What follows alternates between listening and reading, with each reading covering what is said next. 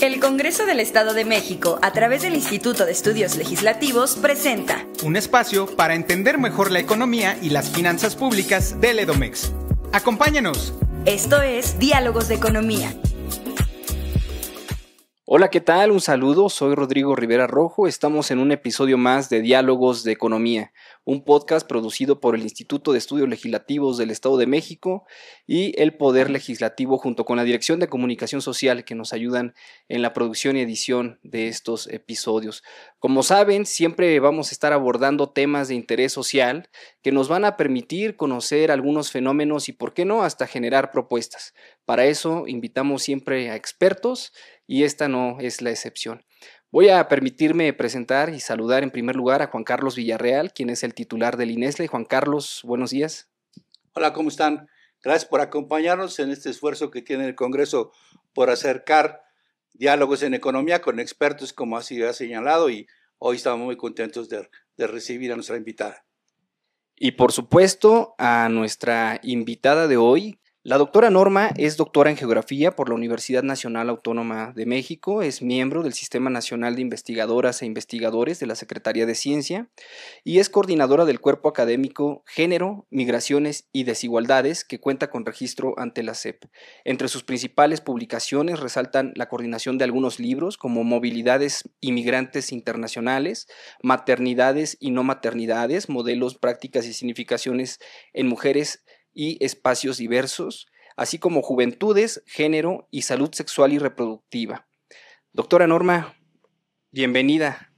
Es un gusto estar aquí. Buenos días a todos, a todas. Muchas gracias por la invitación, por la consideración y bien, pues vamos a platicar.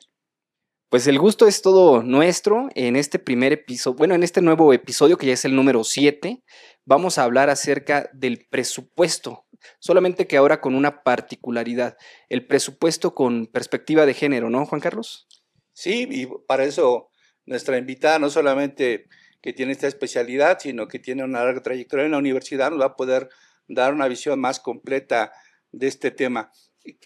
Quisiéramos iniciar con algo que ha sucedido en los últimos años, ¿no? En los últimos años se ha venido, digamos, construyendo esta dinámica que a partir, yo diría, de resoluciones primero del Tribunal Electoral del Poder Judicial de la Federación, fueron abriéndose espacios a las mujeres en el ámbito electoral.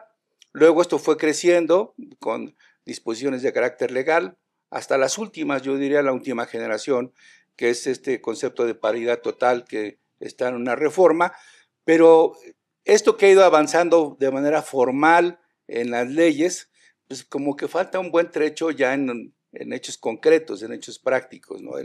Hay exigencia de todo tipo y parece que nos hemos, digamos, quedado con la parte formal, con la parte, digamos, de espacios, pero en la parte cultural, en la parte de apoyos, en la parte más sensible que requiere la mujer, parece que ahí tenemos algunas debilidades y me gustaría conocer su opinión y eventualmente a dónde nos hace falta seguir ahondando en este tema.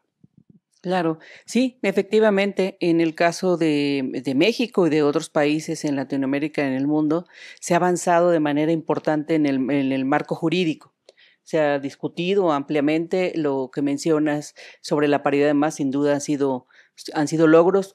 Hay otros elementos que se han incorporado al marco jurídico, como el reconocimiento, la identificación y la tipificación de diversas violencias, por ejemplo, ¿no? Sin embargo, ha quedado un tanto más rezagada pues la referencia de la igualdad sustantiva, ¿no?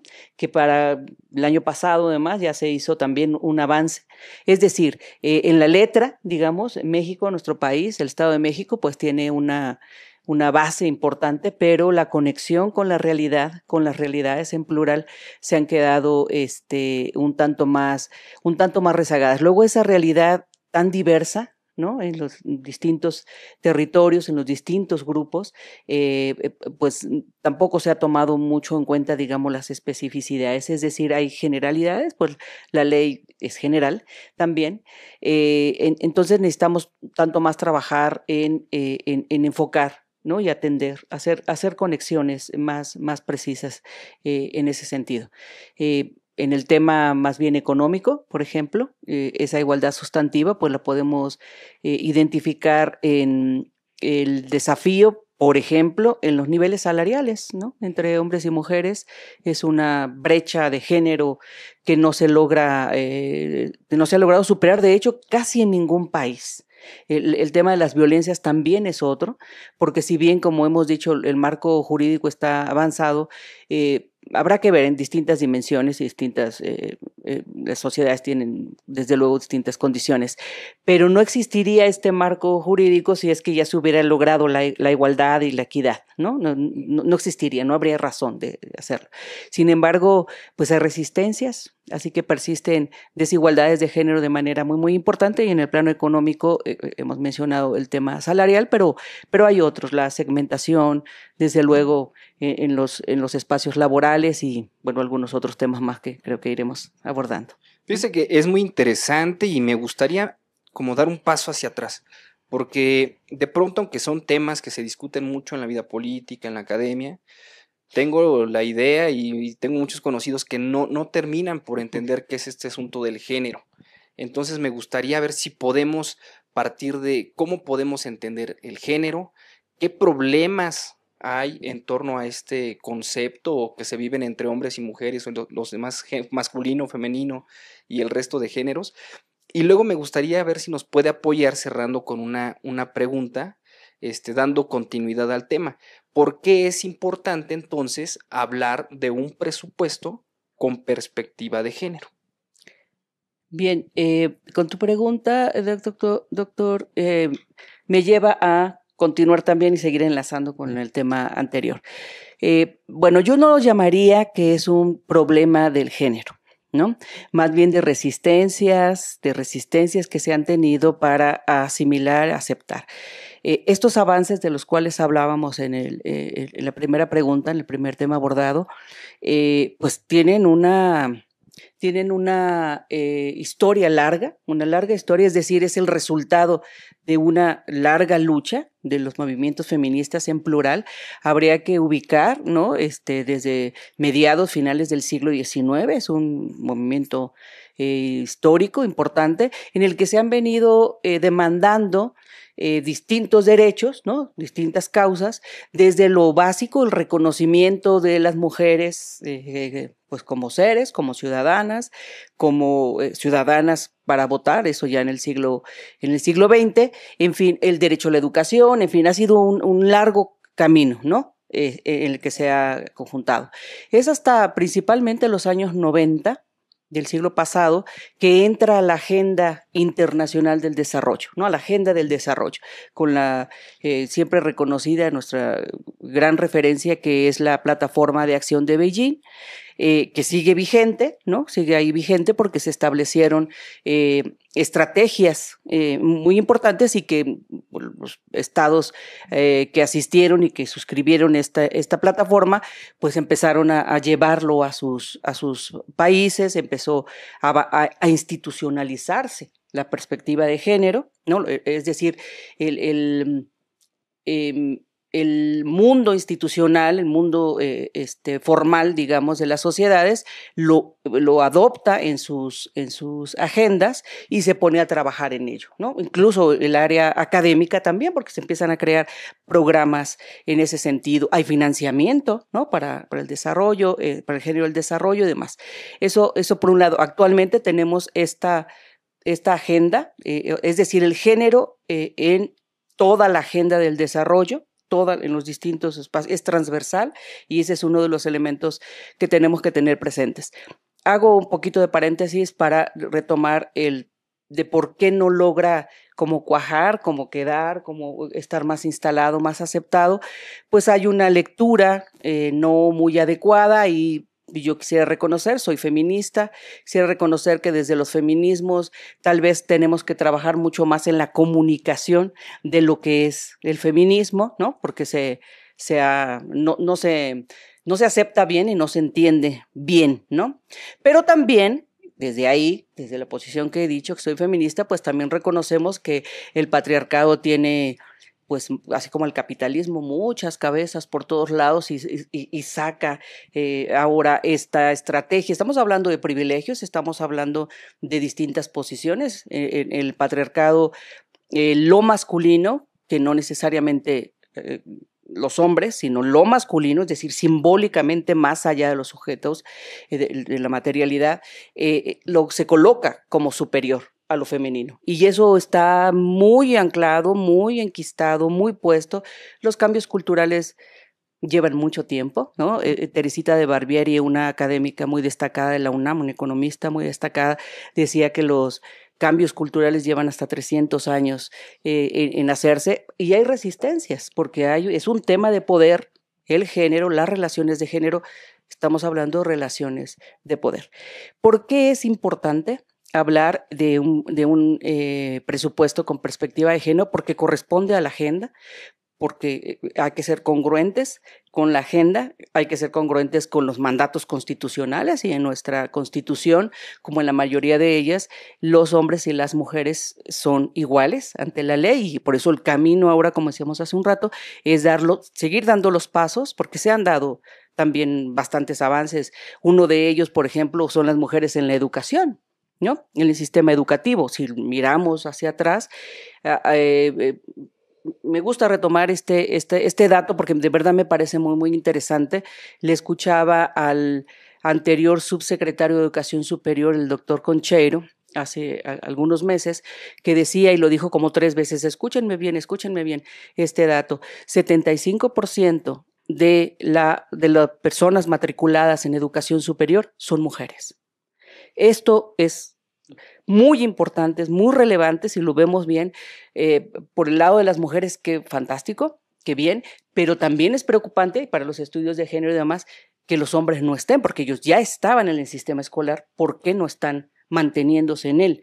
¿Por qué están decidiendo o no están apostando por trayectorias académicas, ¿no? Sí, y las mujeres sí. Entonces ahí tenemos también, se abre, digamos, para hablar de los presupuestos con perspectiva de género, nos enfocamos mucho más a las mujeres porque hay una desigualdad, porque hay un piso no parejo, digamos, estructural, pero tampoco podemos solo irnos de un lado y ir descobijando lo otro, ¿no? Entonces ahí hay que encontrar también ese punto, porque si no ya no serían también acciones afirmativas, que son temporales siempre. Tenemos que ir pues ahí haciendo lo que corresponda, no sesgarnos demasiado, ¿no? Claro, introducía un concepto que a mí también me gusta mucho, que es estos impulsos generacionales, ¿no? Porque si uno ubica el contexto del surgimiento de estas corrientes, digamos que estas acciones afirmativas tendrán 60, 70 años en el mundo, y la incorporación cada vez más abierta de mujeres a la economía también deberá tener 50 años. Y este crecimiento, que me sorprende el dato porque hasta hace poco sí eran más mujeres en la universidad, pero ya 75 es ya 2 de cada 3.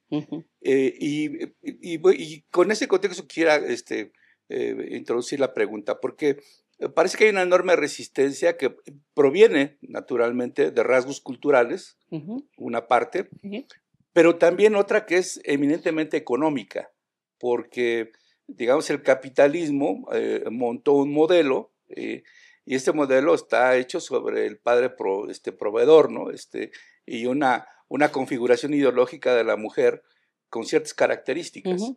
Y ahora que estamos en este proceso de transición en donde hay cada vez más mujeres profesionistas, hay cada vez mujeres trabajando, hay cada vez más mujeres avanzando, pero al mismo tiempo siguen teniendo roles de género como ocuparse de la familia, ocuparse de las personas adultas, esta parte de los cuidados, hacerse responsables de si hay una hija en la familia, la hija se hace cargo de la mamá, ¿no? O sea, ¿cómo vencer estos estereotipos cuando tenemos estas condiciones económicas tan latentes y tan, hay que decirlo, todavía tan discriminatorias hacia las mujeres.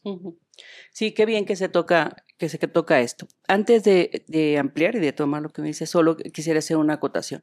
El dato que daba hace un momento del 75% de los matriculados es el promedio nacional. En el caso del Estado, de la Universidad Autónoma del Estado de México, andamos por el 62% más o menos de la matrícula que son de mujeres, ¿no? Bueno, regreso a esto. Y qué bien que se toca la referencia estructural tanto más amplia, ¿no? Del empleo. Sí, las mujeres se suman de manera masiva, de manera decidida en los años 80, en la década de los 80, muy claramente en la década de los 90, estamos en periodo neoliberal, estamos en una crisis, por lo menos para Latinoamérica, para México, sobre todo en los años 80, y las condiciones, y bueno, tenemos en el mercado de trabajo un proceso de flexibilización, de precarización muy amplio, es decir, hay una reducción, un retraimiento del Estado, un socavamiento de los sindicatos y demás, es decir, una flexibilización del trabajo. En esas condiciones las mujeres se suman de manera muy importante al mercado de trabajo, a la actividad económica, ¿no? Pero no corresponde también a la par con los compañeros que se sumen a los trabajos en el hogar. Esto nos lleva, y voy a ir tocando el tema de los cuidados, que es supremamente importante, además es un tema de agenda también, ¿no? De como amarrar ahí toda la perspectiva de género. El sistema de cuidados, todo el planteamiento de cuidados tiene que ver con la perspectiva de género y tiene que ver con el movimiento feminista. Son todos en un combo, digamos, ¿no? Se confluyen. Muchas gracias. Bueno, vamos a aceptar o vamos a plantear, a recuperar que toda sociedad tiene una dimensión de reproducción material, de bienes, de mercancías y de todo esto, ¿vale? O sea, la dimensión productiva, pero también tiene una dimensión reproductiva, ¿no?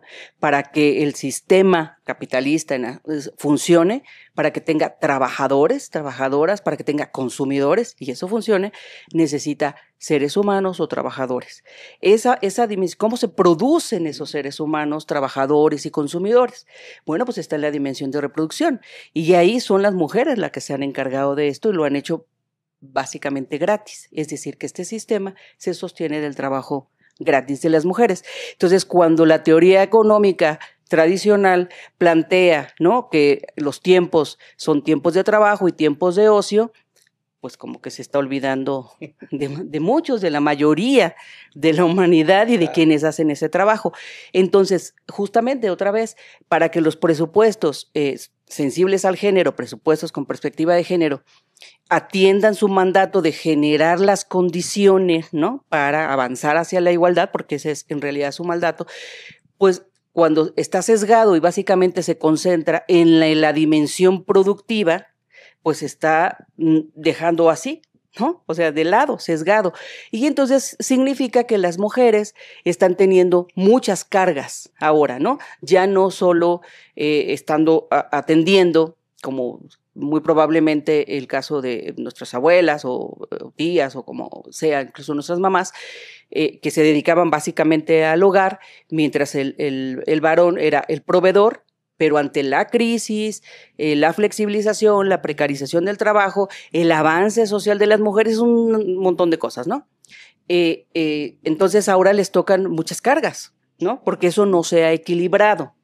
Esto es lo que los presupuestos con perspectiva de género también deberían de ver y no concentrarse solo en una parte, ¿no? Entonces está faltando no solo sensibilización, sino que también las distintas instancias gubernamentales, decisorias, digamos, los distintos espacios,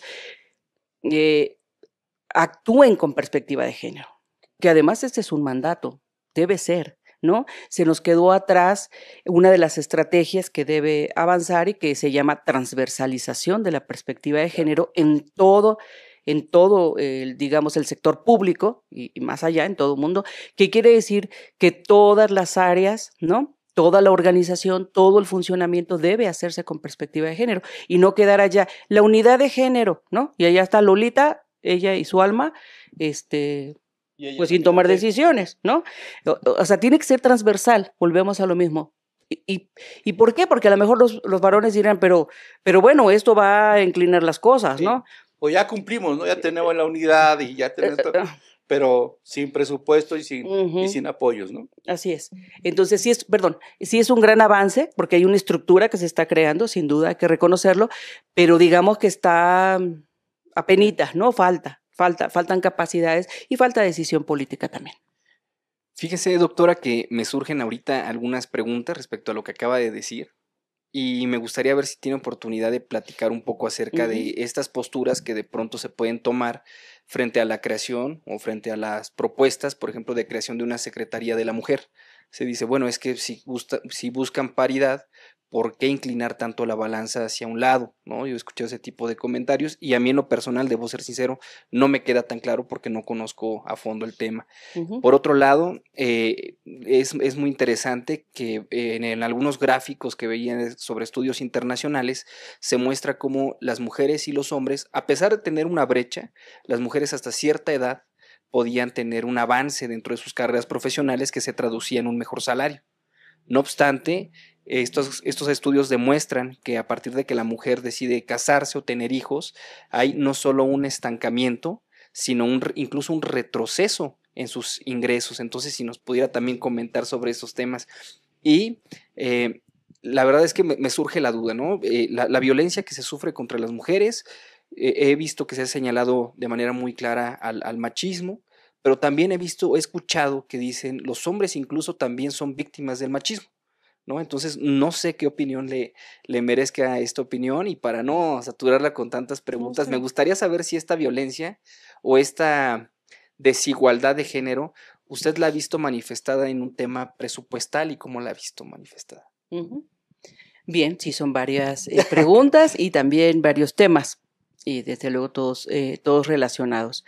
Bueno, primero, ¿por qué tener una Secretaría de las Mujeres? Y esa es una presión, incluso se hizo, no sé si la corrección, pero digamos el cambio, para reconocer la diversidad de las mujeres también, ¿no? Y de los hombres. Es decir, no puede ser de la mujer, esto quedó ya en los años 60, 70.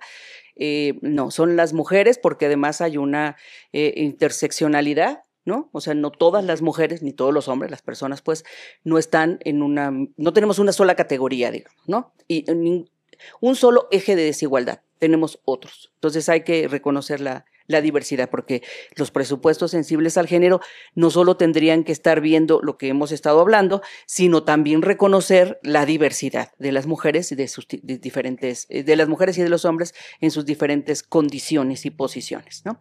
Bueno, luego, ¿por qué hacer una secretaría? ¿Por qué proponer una secretaría de las mujeres? Porque son las que están en desventaja, ¿no? Entonces, se trata de nivelar el piso, de hacer una igualdad sustantiva, real. Entonces, se tiene que emparejar, ¿no? El piso. Y bueno, muestra de ello elementos para demostrar que se está en desventaja, pues las mujeres en la pobreza son mucho mayor proporción. Si vamos al uso del tiempo, por ejemplo, el tiempo, que hoy es una categoría supremamente importante de ponerle mucha más atención, porque hay pobreza de tiempo, especialmente en las mujeres, hay pobreza de tiempo por las cargas que hemos estado hablando, pero si ponemos la atención, por ejemplo, en las compañeras que están en los márgenes de las ciudades, por ejemplo, demás, pues esa pobreza de tiempo y de otras condiciones, pues se incrementa mucho más, en fin. Entonces, hay una Secretaría de las Mujeres, y no hay una Secretaría de los Hombres porque tienen el sistema, o sea, porque tienen todo a favor, básicamente. Entonces, insisto, hay que nivelarlo, ¿no? Okay. Bueno, hablando del tema de las violencias, sí pasa similar como lo que acabo de decir. Sí, es frecuente, escuchamos cuando estamos dando alguna plática, algún taller, algunas conversaciones y demás, que sobre todo los hombres dicen, sí, pero a los hombres también nos violentan, nosotros también somos violentados. Sí, nada más que son principalmente violentados, incluso asesinados o demás, por otros hombres, no por mujeres. Y en el caso de las mujeres son asesinadas y violentadas principalmente por los hombres. Entonces aquí el tema es como diferente.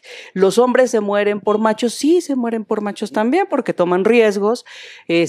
No, antes se decía, o hace algunos años se decía, es que el trabajo en el que estamos, ¿no?, es más riesgoso, demás. Sí, pero también se colocan en condiciones de mayores riesgos. Ahí también hay que asumirlo. Por ejemplo, atienden, y hay suficientes estudios para dar referencia de esto, atienden menos su salud, por ejemplo, ¿no? No se atienden hasta que no tienen un dolor así ya, que no puede, entonces van y se atienden, no tienen prevención también para su autocuidado, ¿no?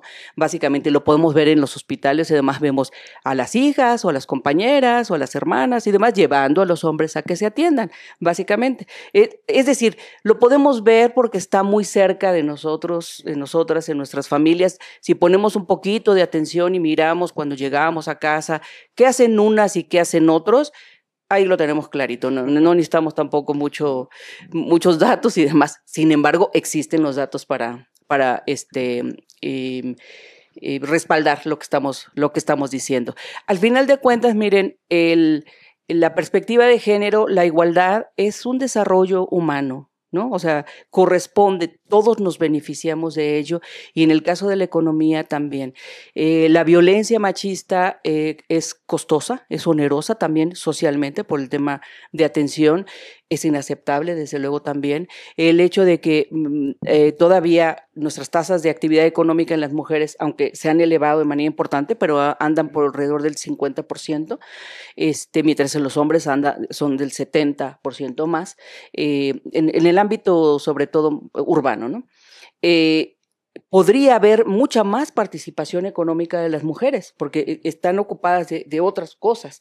Y ahí volvemos otra vez al presupuesto sensible al género y al sistema de cuidados, que en la medida que se invierta en infraestructuras, en servicios y demás que acompañen la reproducción de la vida, de ahí la propuesta de la economía feminista, que coloca al centro la vida. Es sumamente interesante, de verdad, recomiendo ampliamente revisar los planteamientos de la economía feminista, porque es todo un giro, no solo a nivel del sistema capitalista incluso, porque el capitalismo ha colocado al centro la ganancia. Y en ese sentido, básicamente, muchas de las decisiones que tomamos, incluso como estudiamos las sociedades, la economía feminista coloca y propone al centro la vida y la vida en un sentido amplio, incluyendo humano, pero incluyendo el medio ambiente, incluyendo también, el medio ambiente.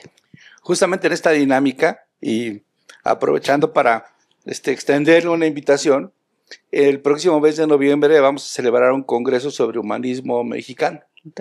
Y escuchándola y también viendo su currícula, veía que se ha dedicado también a temas de migración. Sí. Y he observado que en los últimos años, digamos que cada vez más, la mano de obra que se va a Estados Unidos suele ser de jóvenes universitarios y mujeres, que anteriormente las mujeres iban solamente en condiciones de mano de obra barata, jefas de familia, y hoy cada vez están yendo también universitarios, ¿no? Es un fenómeno que ahora también viene acompañado de estas zonas que también identificaba de crecimiento en cinturones de miseria en las grandes metrópolis, ¿no?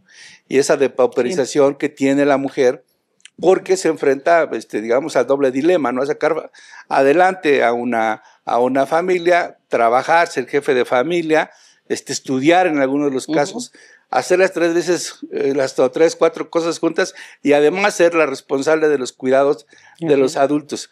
Esto en términos económicos, sostiene al modelo capitalista en buena medida, ¿no? Y todo lo que hasta el momento hemos conversado tiene que ver con esa descripción. Absolutamente. Ahora, en este esquema de estas corrientes migratorias, ¿qué estudios, qué cosas han visto ustedes que llamen la atención y del que deben de poner atención, digamos, en el gobierno para hacer políticas públicas para atender estas estas situaciones. Qué bien que sale este tema porque sí, de hecho mi línea de investigación principalmente son las migraciones de trabajo. Y bueno, en el caso del Estado de México hay mucho por hacer, desde luego hay avances, se ha propuesto varias cosas, nuestra universidad pues tiene estudios interesantes de retomar. Voy a mencionar lo que he estado trabajando a últimas fechas. Yo principalmente estudio la región del sur, la región sur del Estado de México, pero tengo trabajo tanto en volcanes, en la región volcanes, como en el norte. Y quiero hacer un comparativo, digamos. Una de las cosas que me ha llamado mucho la atención es, y que estoy estudiando actualmente, es el fenómeno de los jornaleros agrícolas, de los trabajadores agrícolas.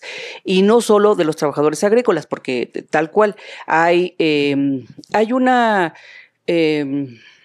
un proceso de salarización de los trabajadores en el medio rural, sobre todo asociados a agroindustria, no solo en México, sino en Estados Unidos y Canadá.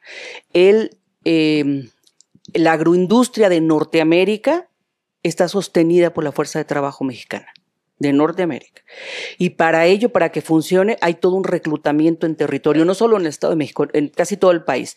Pero esto, ¿qué implicaciones está teniendo para algunas regiones que en el Estado de México tenemos con alta producción agrícola también, como es el caso Coatepec-Harinas, otras regiones más, la propia región Volcanes, que es de donde más se va la gente, ¿no? Y sobre todo varones. Entonces, poner atención a que, si bien está habiendo este tipo de migración es documentada, es con visas y demás, hay otras movilidades desde luego, un poco más complicadas, pero esto está metiendo en presión a la producción local, por ejemplo, de alimentos, ¿no? Porque hay una carencia de trabajadores, puesto que están trasladándose. Entonces, podríamos poner mucho más atención ahí. Y otro de los temas es el retorno, ¿no? Ante las políticas de Trump. Ahora, pues, estamos esperando un regreso importante de mexiquenses con todos los desafíos que esto conlleva en distintas dimensiones: vivienda, trabajo, salud, educación, en fin. Hay un reto ahí por ver.